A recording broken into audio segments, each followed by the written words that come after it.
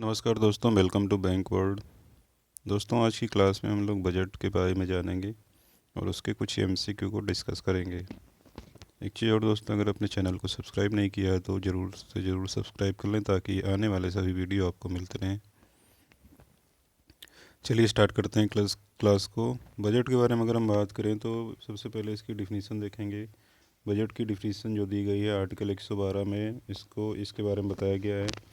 Article 112 में इसको annual financial statement कहा गया है। आर्टिकल 112 में इसको एनुअल फाइनेंशियल स्टेटमेंट कहा गया है। और जनरली अगर सामान्य रूप से इसकी परिभाषा की बात करें तो दूसरे शब्दों में इसको कह सकते हैं, budget is an annual financial statement of income and expenditure of a country for a financial year that is 1 April to 31 March. Budget जो होता है, किसी भी देश का जो बजट होता है, उसमें दो चीज़ें होती हैं, इनकम और एक्सपेंडिचर। और एक फाइनेंशियल ईयर के लिए बनाया जाता है जो कि 1 अप्रैल से 31 मार्च है। तो बजट एक वित्तीय विवरण होता है, फाइनेंशियल स्टेटमेंट होता है जो जिसमें इनकम और एक्सपेंडिचर शामिल होता है। और कंट्री का जो बजट होता है वो किसी फाइनेंशियल ईयर के लिए बनाया जाता है जो कि फाइनेंशियल ईयर है 1 अप्रैल से 31 मार्च। तो भारत का जो बजट है इस तरीके से एक फाइनेंशियल ईयर के लिए बनाया जाता है। भारत एक विकासशील देश है तो भारत का जो बजट होता है वो डिफिसिट बजट है। और विकासशील जो देश होते हैं मोस्टली वो डिफिसिट बजट ही, घाटे का बजट बनाते हैं क्योंकि उनकी ज़रूरतें ज़्यादा होती हैं और खर्च ज़्यादा होते हैं। वहीं भी विकसित देशों की बात करें, जैसे अमेरिका हो गया, ब्रिटेन हो गया, तो ये लोग सरप्लस बजट बनाते हैं। सरप्लस बजट का मतलब होता है फ़ायदे का बजट, जिसमें इनकम ज़्यादा होती है, एक्सपेंडिचर कम होते हैं। और डिफिसिट बजट जो होता है उसमें एक्सपेंसेस ज़्यादा होते हैं, एक्सपेंडिचर ज़्यादा होते हैं और इनकम कम होती है। थोड़ा सा इसकी ओरिजिन के बारे में जान लेते हैं। बजट की जो ओरिजिन है बजट वर्ड एक, अगर इसके बारे में बात करें तो बजट शब्द जो है एक फ्रेंच भाषा के शब्द से बना है जिसे बुजेट कहते हैं। बुजेट, और बुजेट का अर्थ होता है अब ब्रीफ केस। इसका अर्थ होता है ब्रीफ केस। इसका अर्थ होता है अब ब्रीफ केस। और सामान्यतः अगर जनरली बात की जाए इसके बारे में कि जो हमारा बजट होता है वो बात की जाए इनकम और एक्सपेंडिचर का विवरण होता है और उसको वाइट पेपर पर प्रिंट किया जाता है वित्त मंत्रालय के द्वारा। और बजट को ब्रीफकेस में लाने की जो परंपरा है ये सबसे पहले ब्रिटेन में प्रारंभ हुई थी, ध्यान रखिएगा, क्योंकि वहाँ के जो प्रधानमंत्री थे वही वित्त मंत्री थे। और उनके बारे में थोड़ा सा बता दें यहाँ पे, 1773 में first time budget was presented by sir Robert Walpole in leather bag in British parliament. तो ब्रिटिश पार्लियामेंट में पहली बार जो बजट है ये पेश किया गया था रॉबर्ट वालपॉल के द्वारा, ठीक है। और वो ब्रीफ केस में पेश किया था। तो जब ये ब्रीफ केस लेके पार्लियामेंट में आ रहे थे तो लोग बहुत आश्चर्यजनक रूप से अचंभित होकर के उनकी ओर देखे और सभी ने बुजेट बुजेट करके चिल्लाया। और तब से इसे बुजेट कहा गया, क्योंकि जो लेदर बैग होता है, जो लेदर बैग होता है, ध्यान रखिएगा, इसी इसी को वो लोग देख के चिल्लाए क्योंकि लेदर बैग को बुजेट बोला जाता है फ्रेंच वर्ड में। तो तब से ये प्रचलन हो गया मतलब बजट को लेदर ब्रीफकेस में लाने का। लेकिन इस परंपरा को ख़त्म कर दिया निर्मला सीतारमण ने। निर्मला सीतारमण ने जो बजट पेश किया था, इसके पहले का अगर हम बात करें तो इसकी शुरुआत की थी उन्होंने, एक कह सकते हो डिजिटल बजट पेश किया था। और बजट जो लेदर ब्रीफकेस में लाया जाता है उस परंपरा को ख़त्म कर दिया, उसे बही खाता इन्होंने नाम दिया। तो बही खाता क्या होता है? जो बही खाता होता है आप देख सकते हैं इस तरीके से होता है, रेड कलर के कपड़े में लपेटा होता है, उसमें कुछ डॉक्यूमेंट होते हैं। फिर इसको इन्होंने आगे चल के इसी चीज़ को चेंज कर दिया, एक तरीके से डिजिटल बजट इन्होंने पेश किया। डिजिटल बजट जो होगा वो टैब पे आधारित होगा, टैब में सारी इन्फॉर्मेशन सेव होंगी और उसको देख करके उनके द्वारा उसको पढ़ा जाएगा। और जनरली अगर बात करें बजट तो बहुत मतलब कई बोरे भर के डॉक्यूमेंट होते हैं, लेकिन जो मेन मेन पॉइंट होते हैं 10-15 पेज में होते हैं, जो मेन मेन पॉइंट होते हैं। बाकी बहुत ज़्यादा इसका विवरण होता है क्योंकि इसको बनाने में, प्रिपेयर करने में बजट को काफ़ी महीनों से पहले से तैयारी होती है। तो इस तरीके से इसका जो वित्त मंत्रालय का जो एक डिपार्टमेंट है, डिपार्टमेंट ऑफ इकोनॉमिक अफेयर्स, वित्त मंत्रालय का डिपार्टमेंट है डिपार्टमेंट ऑफ इकोनॉमिक अफेयर्स, वही बजट को प्रिपेयर करता है। जैसा कि यहाँ पे देख सकते हैं डिपार्टमेंट ऑफ इकोनॉमिक अफेयर्स, ये मेन डिपार्टमेंट है। अगर आपसे क्योंकि ये क्वेश्चन कई बार एग्जाम में पूछा गया है कि वित्त मंत्रालय का कौन सा डिपार्टमेंट बजट को बनाता है, तो department of economic affairs. Presented by, present कौन करता है? Finance minister. कहाँ प्रेजेंट करते हैं? लोकसभा में। कितने बजे प्रेजेंट किया जाता है? मॉर्निंग में 11 बजे बजट को पेश किया जाता है। ठीक है, ये क्वेश्चन कई बार एग्जाम में पूछा गया। बजट किस कहाँ पेश किया जाता है? लोकसभा में या राज्यसभा में? तो इसका आंसर होगा लोकसभा में। अब इसके बारे में थोड़ा सा और डिटेल में जान लेते हैं। भारत में पहली बार बजट कब और किसके समय में पेश किया गया था? तो in India first time budget system was introduce by James Wilson. ये पॉइंट ध्यान रखा है। भारत में फादर ऑफ बजट इन्हीं को कहा जाता है। भारत में फादर ऑफ बजट इन्हीं को कहा जाता है। और किसके शासनकाल में पेश किया गया था? लॉर्ड कैनिंग के शासनकाल में पेश किया गया था, ध्यान रखिएगा। मतलब इन्होंने एक स्पीच दी थी फर्स्ट टाइम, और बाद में इन्होंने ही जा कर के बजट पेश किया था। 18 फरवरी 1869 को इन्होंने ही बजट पेश किया था।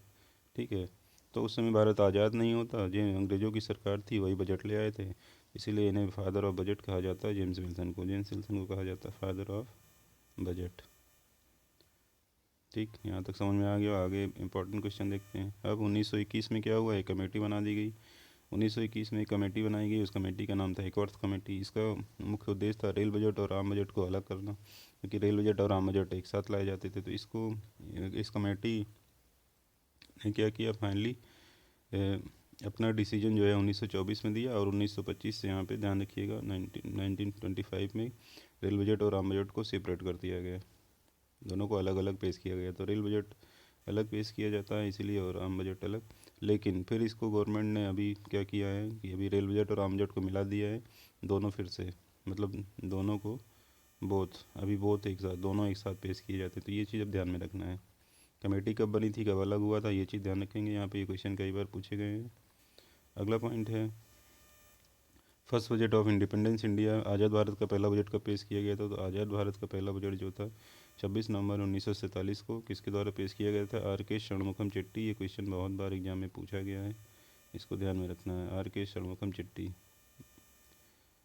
वित्त मंत्री थे, पहले ही वित्त मंत्री भी थे। इन्हीं के द्वारा ये बजट पेश किया गया है। तो ये इंपॉर्टेंट क्वेश्चन है। अब इसमें कुछ कॉन्स्टिट्यूशनल प्रोविज़न रिलेटेड क्वेश्चन होते हैं जो पूछे जाते हैं बजट में। इसको एक नज़र देख लेते हैं, क्योंकि ये सबसे ज़्यादा पूछा जाता है क्वेश्चन। जैसे बात करें इसी में,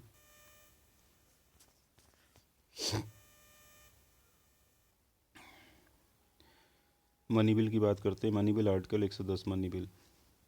मनी बिल के बारे में अगर बात करें तो कोई बिल मनी बिल तब कहा जाता है, जैसे कुछ एग्जांपल यहाँ पे बताए जाएं, जब देश में कोई टैक्स जो है सरकार के द्वारा नया इंट्रोड्यूस किया जाए, टैक्स में चेंजेस किए जाएं, टैक्स को घटाया या बढ़ाया जाए। ठीक है, तो इस प्रकार से जो बिल लाया जाता है उसको मनी बिल कहा जाता है। मनी बिल जो होता है वो फाइनेंस बिल का ही पार्ट होता है एक प्रकार से बात करें तो। और एक चीज़ यहाँ पे ध्यान रखनी है, इसका आर्टिकल ध्यान रखना है, आर्टिकल 110 है। ठीक है, मनी बिल का आर्टिकल 110 बहुत बार क्वेश्चन पूछा गया है। आगे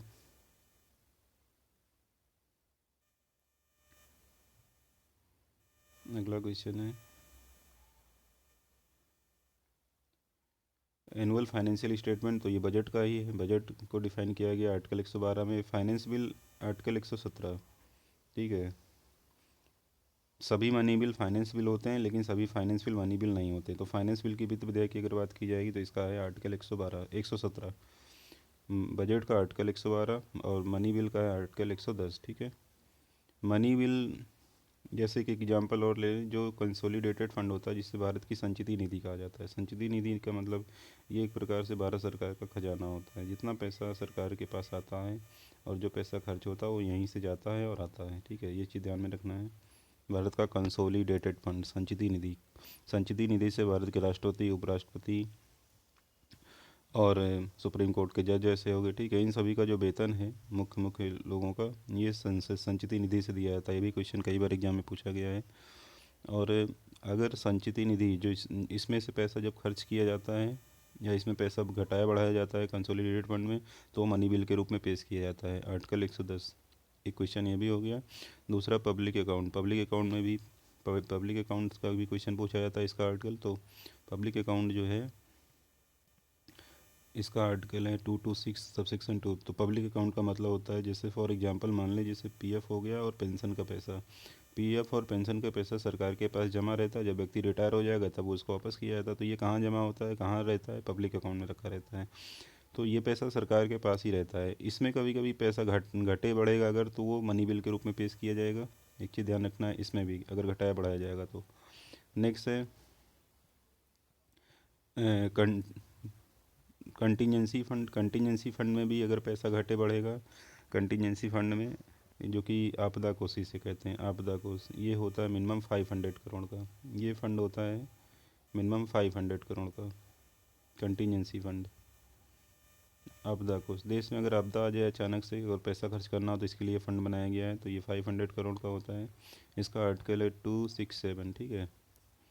लास्ट में आता है finance bill, article 280। Finance bill आता है आर्टिकल 280। ये सॉरी, फाइनेंस कमीशन, इसको फाइनेंस कमीशन कहेंगे।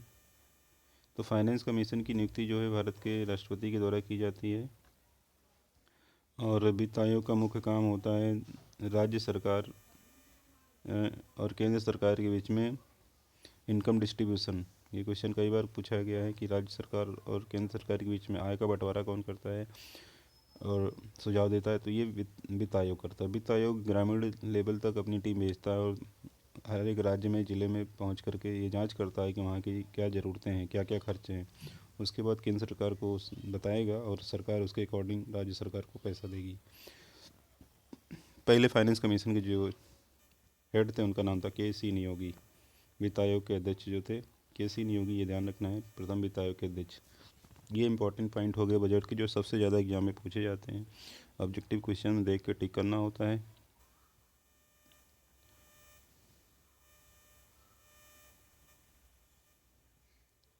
अगला क्वेश्चन है, जैसे बात करें सबसे ज़्यादा बार बजट पेश किया है मोरारजी देसाई ने। सबसे ज़्यादा बार बजट किसने पेश किया? मोरारजी देसाई ने 10 बार बजट पेश किया है। इन्होंने 2 बार अपने जन्मदिन पर बजट पेश किया है, 1964 और 1968 में। तो ये बहुत फेमस व्यक्ति हैं मोरारजी देसाई, सबसे ज़्यादा बार बजट पेश करने वाले व्यक्ति। और अगर इसके बाद पी चिदम्बरम की बात की जाए तो पी चिदम्बरम ने 9 बार बजट के पेश किया है। अगला अगला पॉइंट यहाँ पे टाइप्स ऑफ बजट की बात कर लेते हैं। तो balance budget, unbalance budget. Balance budget की बात करें, जिस बजट में इनकम और एक्सपेंडिचर बराबर होते हैं उसे बैलेंस बजट कहा जाता है। अनबैलेंस बजट जिसमें इनकम ज़्यादा हो या एक्सपेंडिचर कम हो, या फिर एक्सपेंडिचर ज़्यादा हो, खर्चे ज़्यादा हो, इनकम कम हो, तो ये अनबैलेंस बजट होता है। एक और बजट होता है जिसे सरप्लस बजट कहते हैं।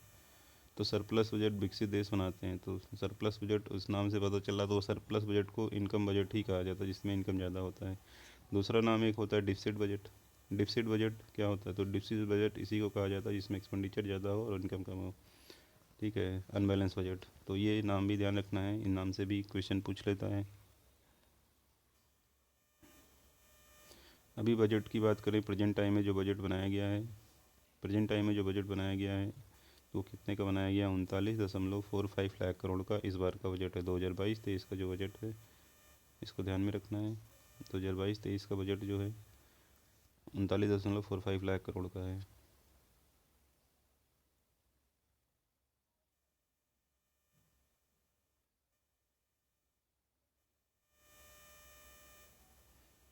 भारत सरकार के पास पैसा कहाँ से आता है और किस प्रकार से खर्च होता है? तो भारत सरकार के पास अगर हम बात करें 1 रुपये में कहाँ कहाँ से कितना पैसा या कितने प्रतिशत पैसा आता है, इसको कह सकते हैं।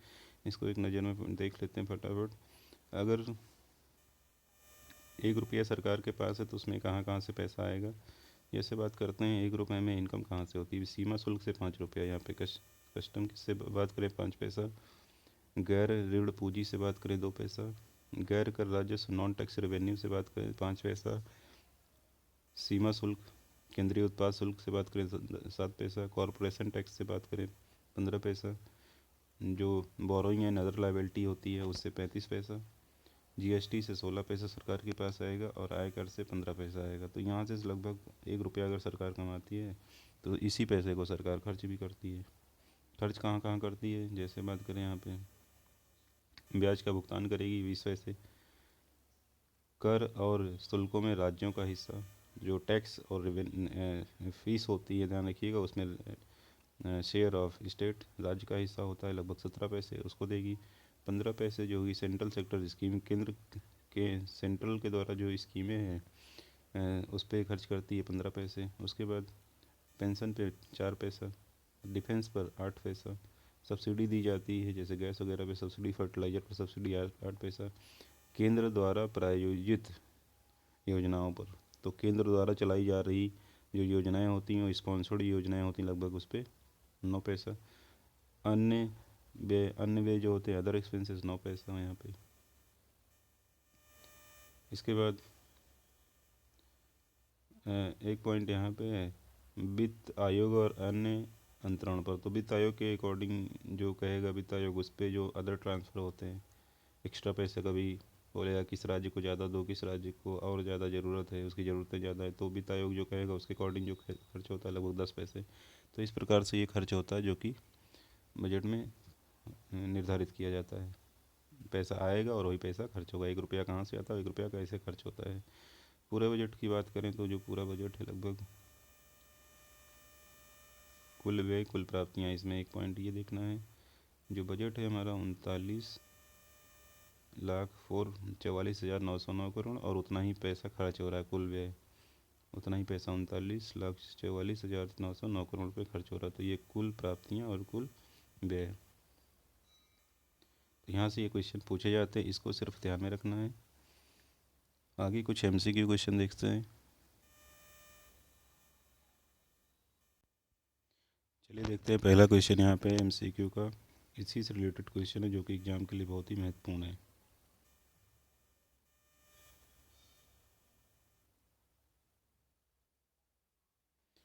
Total budget allocation for 2022 and 23, budget के लिए कुल कितना पैसा खर्च किया गया है। पहला ऑप्शन है 30 लाख करोड़, दूसरा है 30.50 लाख करोड़, तीसरा है 39.45 लाख करोड़ और चौथा ऑप्शन है 40 लाख करोड़। सही आंसर क्या होगा आप कमेंट करके बताएंगे आप। तो इसका सही आंसर होगा थर्ड, 39.45 लाख करोड़। दूसरा क्वेश्चन है how many SEZ are in the country. SEZ का पूरा नाम होता है special economic zone.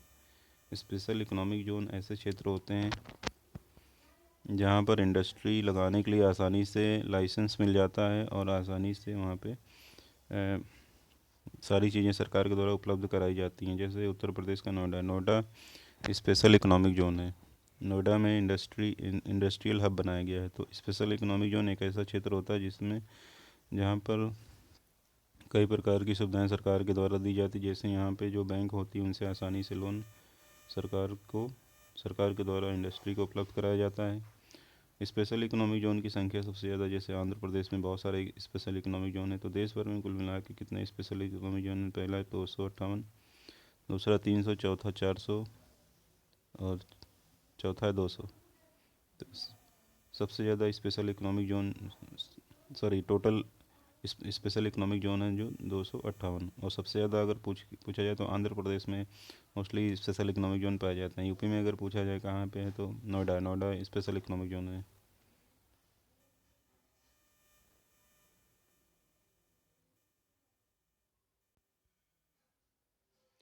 Defence budget is 3,85,370 crore. How much percent of GDP, GDP का कितना परसेंट है।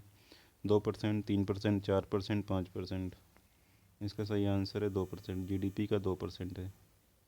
डिफेंस बजट की बात करें तो सबसे ज़्यादा जो पैसा खर्च कर रहा है दुनिया में डिफेंस पर वो अमेरिका खर्च कर रहा है, उसके बाद चाइना खर्च कर रहा है और तीसरे नंबर पर आता है इंडिया। इंडिया की रैंक तीसरी है।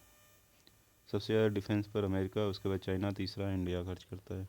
तो ये क्वेश्चन भी कई बार पूछ लेगा भारत का डिफेंस बजट जो है वो दुनिया में किस स्थान पर है। तो भारत का जो डिफेंस बजट है दुनिया में तीसरे नंबर पर आता है।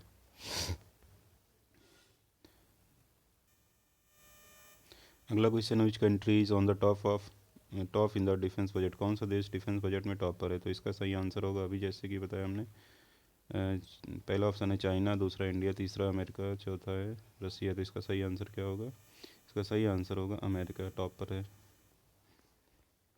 भारत को अगर पूछेगा तो भारत की थर्ड रैंक है। First time budget was presented in the world, पहली बार बजट विश्व में कब पेश किया गया था? तो पहली बार जो बजट है विश्व में पेश किया गया था वैसे तो 1860 में पेश किया गया था, और उसके बाद 1773 में ब्रिटेन में पेश किया था। भारत में अगर पूछा जाए तो 1869 में पेश किया गया था, और आज़ाद भारत का बजट पेश किया गया था 1947 में। तो ये चीज़ ध्यान में रखना है। अगला क्वेश्चन है, first budget of independence India was presented on 26 नवंबर 1947, 16 नवंबर 1947, 10 नवंबर 1950, 26 जनवरी 1950। तो इसका सही आंसर होगा 26 नवंबर 1947। Maximum number of budget was presented by, सबसे ज़्यादा बार बजट किसके द्वारा पेश किया गया है? मोरारजी देसाई, मनमोहन सिंह, पी चिदम्बरम, प्रणब मुखर्जी। तो सबसे ज़्यादा बार वो जो बजट पेश किया गया है, इसका सही आंसर होगा मोरारजी देसाई। मोरारजी देसाई ने कुल मिला के 10 बार बजट पेश किया है। मोरारजी देसाई ने कितनी बार बजट पेश किया है? 10 बार बजट पेश किया है। वहीं पी चिदम्बरम की बात करें तो ये दूसरे नंबर पे आते हैं। पी चिदम्बरम ने कुल मिला के कितनी बार बजट पेश किया है? 9 बार बजट पेश किया है। तो इस क्वेश्चन को ध्यान में रखना है, बहुत ही इंपॉर्टेंट क्वेश्चन है ये।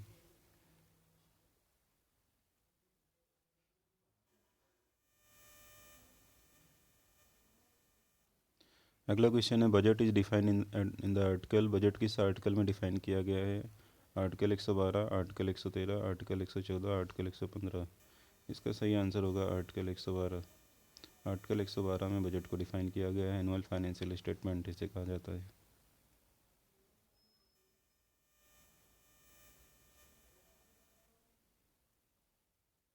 Next question, according to the budget India's population will be in 2040, 2048 में भारत की पॉपुलेशन कितनी होगी? 161 करोड़, 165 करोड़, 170 करोड़, 151 करोड़। तो इसका सही आंसर होगा 161 करोड़। 161 करोड़ भारत की आबादी होगी, 161 करोड़। अगला मतलब चाइना से आगे निकल जाएगा भारत। 2023 को किस वर्ष के रूप में मनाया जाएगा? पहला ऑप्शन इंटरनेशनल पोषक मोटा अनाज दिवस, दूसरा पोटैटो ईयर, तीसरा वेजिटेबल ईयर, चौथा स्पाइसेस ईयर। तो 2023 को भारत जो मनाएगा इंटरनेशनल पोषक मोटा अनाज दिवस, ये इसका सही आंसर है। अगला क्वेश्चन है,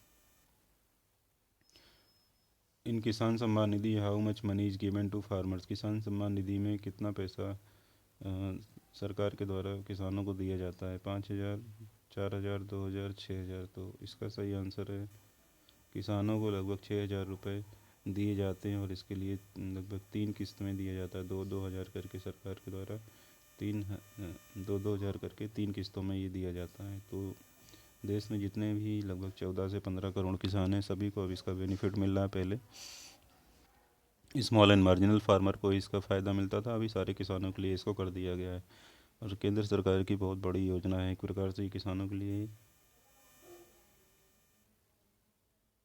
प्रधानमंत्री फसल बीमा योजना was started in the year, प्रधानमंत्री फसल बीमा योजना किस वर्ष स्टार्ट की गई थी? 2015, 2016, 2017, 2018। तो प्रधानमंत्री फसल बीमा योजना स्टार्ट की गई थी 2016 में, ये इसका सही आंसर है। फसल बीमा किस प्रकार का बीमा है? तो ये एक जनरल इंश्योरेंस होता है। अगर क्वेश्चन ये बने कि फसल बीमा किस प्रकार का बीमा होता है, जनरल इंश्योरेंस। जनरल इंश्योरेंस करने वाली कंपनी जो है, जैसे कि जीआईसी भारत की सबसे बड़ी कंपनी है, और जीआईसी एक्ट 1972 में आया था, ध्यान रखिएगा। तो ये जो है जनरल इंश्योरेंस करती है, जनरल सामान्य बीमा इसके अंतर्गत आता है।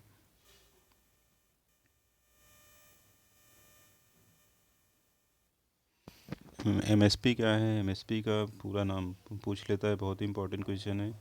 इस पहला ऑप्शन है minimum supports price, minimum support price, maximum support price, most sale price. तो एमएसपी का जो पूरा नाम है minimum support price. Minimum support price जो होता है एग्रीकल्चर प्राइस कॉस्ट कमीशन के द्वारा निर्धारित किया जाता है, और मिनिमम सपोर्ट प्राइस वह कीमत होती है जिससे नीचे किसान अपनी मतलब कृषि वस्तुएं नहीं बेचेगा। एमएसपी सरकार के द्वारा इसलिए निर्धारित किया जाता है ताकि किसानों को उनकी उपज का सही कीमत मिले, और सरकार चाहती है किसानों को ज़्यादा से ज़्यादा फ़ायदा हो, और कहीं ना कहीं एमएसपी की घोषणा करने से किसान ज़्यादा से ज़्यादा कृषि वस्तुएं उत्पादित करना चाहते हैं, ताकि वो भी चाहते हैं कि उन्हें सबसे ज़्यादा इसका प्राइस मिले अपनी वस्तु जो उत्पादित करते हैं। तो ये एमएसपी होता है। मोस्ट इम्पॉर्टेंट क्वेश्चन है,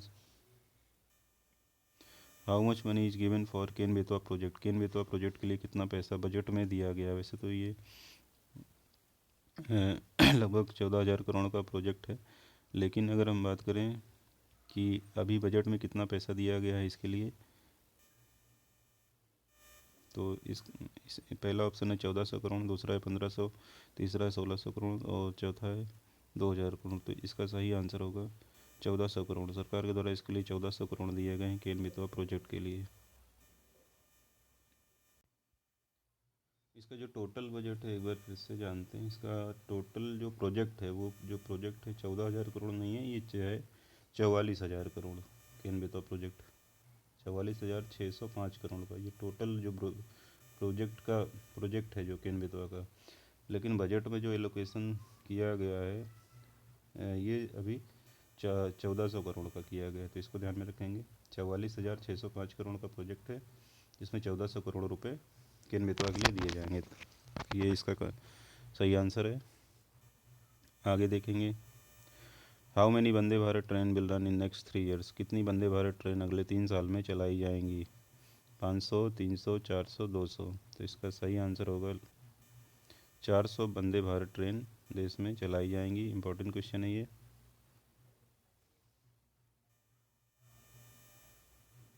how much money is given to railway in budget 2022 and 23। 2022-23 budget में रेलवे को कितना पैसा दिया गया है। इम्पॉर्टेंट क्वेश्चन है। सरकार को ये उम्मीद है कि ये जीडीपी के लिए, कि ग्रोथ के लिए एक इंजन का काम करेगा रेलवे सेक्टर, क्योंकि सरकार जो है डिसइन्वेस्टमेंट आने वाले समय में करेगी। वैसे सरकार कह रही है कि रेलवे को प्राइवेट करने नहीं जा रहे हैं, लेकिन कहीं ना कहीं रेलवे को डेवलप करने के लिए जो सरकार के पास पैसे की कमी हो रही थी, उसको पूरा करने के लिए सरकार कहीं ना कहीं प्राइवेट सेक्टर को इस क्षेत्र में उतार रहा है। जैसे कि मध्य प्रदेश में जो था हबीबगंज रेलवे स्टेशन, उसका नाम बदला और उसे प्राइवेट किया, विश्व का मतलब वर्ल्ड क्लास स्टेशन उसको बनाया। तो उसकी शुरुआत हो चुकी है कहीं ना कहीं। और अगर यहाँ पे पूछें इसका जो बजट है रेलवे का कितना है,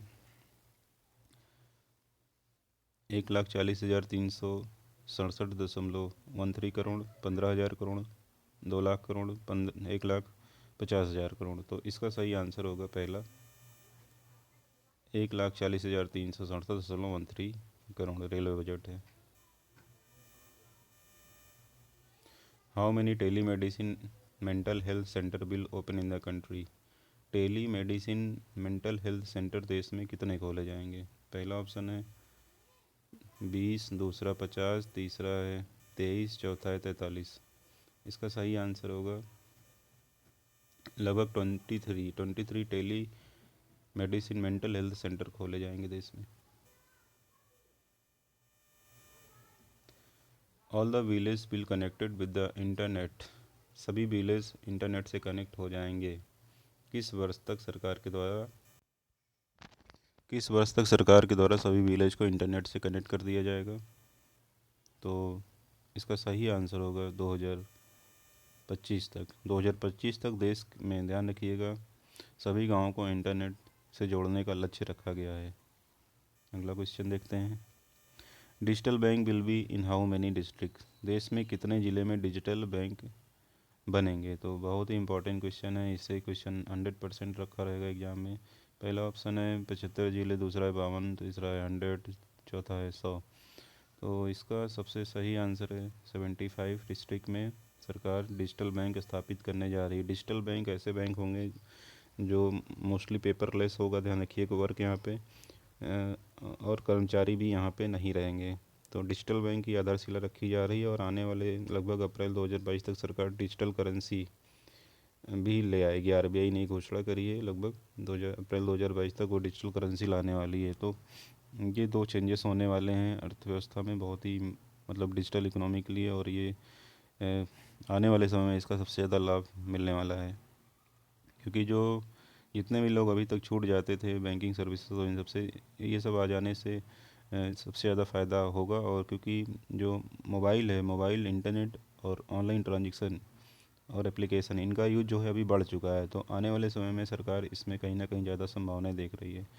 बैंकों पर एक्स्ट्रा बर्डन जो पड़ता था वो उसमें भी कहीं ना कहीं सुधार आएगा।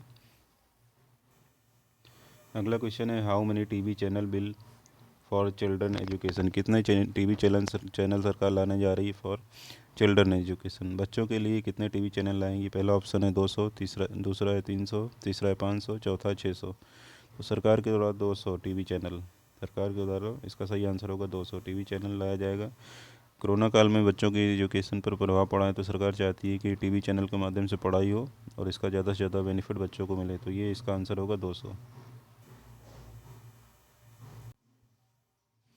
अगला क्वेश्चन है, disinvestment target in the budget to 2022। तो इसमें डिसइन्वेस्टमेंट का टारगेट क्या है। तो डिसइन्वेस्टमेंट का अर्थ होता है जब सरकार जो है पब्लिक कंपनियों के शेयर, ध्यान रखिएगा, वो प्राइवेट को बेचती है, लोगों को बेचती है, तो वो डिसइन्वेस्टमेंट कहा जाता है। तो डिसइन्वेस्टमेंट का जो टारगेट है इस बार का, वो कितना निर्धारित किया गया। ये क्वेश्चन बहुत ही महत्वपूर्ण है क्योंकि ये क्वेश्चन कई बार एग्जाम में पूछ लिया जाता है। डिसइन्वेस्टमेंट का जो टारगेट है, पहला ऑप्शन है 65,000 करोड़, दूसरा है 78,000 करोड़, तीसरा है 50,000 करोड़ और चौथा है 17,000 करोड़। तो डिसइन्वेस्टमेंट का जो टारगेट है, इसका जो सही आंसर है वो है 65,000 करोड़, 65,000 करोड़। अगला और आखिरी क्वेश्चन है, what is the target of physical deficit. Physical deficit का टारगेट क्या है बजट में। तो फिजिकल डिफिसिट का जो टारगेट है, ध्यान रखिएगा, यहाँ पे पहला ऑप्शन है 6.4% ऑफ जीडीपी, दूसरा 3% ऑफ जीडीपी, तीसरा है 5% ऑफ जीडीपी, चौथा है 7% ऑफ जीडीपी। तो इसका जो सही आंसर है वो है 6.4% ऑफ जीडीपी। तो फिजिकल डिफिसिट का जो टारगेट है 6.4% ऑफ जीडीपी। ये क्वेश्चन बहुत बार पूछा जाता है, जिसे राजकोषीय घाटा भी कहते हैं। ठीक है, तो दोस्तों आज की क्लास कैसी लगी। आप लोग ज़्यादा से ज़्यादा क्लास को शेयर करें, चैनल को सब्सक्राइब करें और बेल आइकन प्रेस करना मत भूलें, ताकि आने वाले सभी वीडियो आप तक आसानी से पहुंचते रहें। Thank you.